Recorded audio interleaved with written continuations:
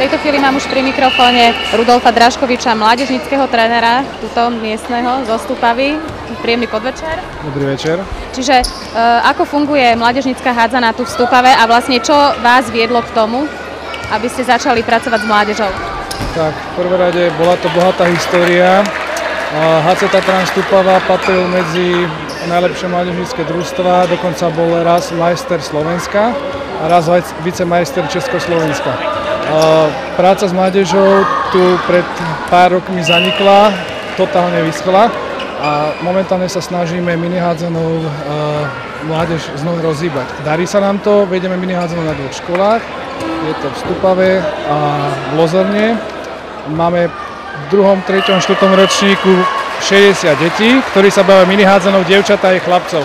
Týmto projektom sa snažíme vrátiť mládežnícke postavenie v práci s mládežou a prihlasovať potom postupne družstva do kategórie mladších žiakov.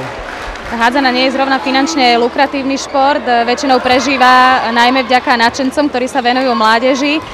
Ako sa vám darí vlastne prilákať tie deti, ako ich motivujete? Presne tak, ako ste povedali, sú to väčšinou bývalí úspešní hráči, fanatici alebo funkcionári. Tak robíme to formou hravou. Hravá forma tréningov a veľký boom na školách. Napríklad dneska sme mali reprezentantky v škole a mali sme diskusiu s nimi.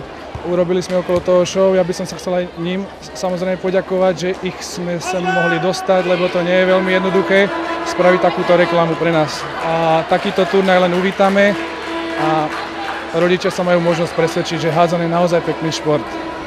A komu by ste sa tak najviac za to chceli poďakovať? Nášmu pánovi riaditeľovi Stupave v Lozorne, ktorí vytvárajú perfektné podmienky pre nás. Bez nich by to nebolo a je to naša motivácia do budúcna toto. Veľmi pekne ďakujem.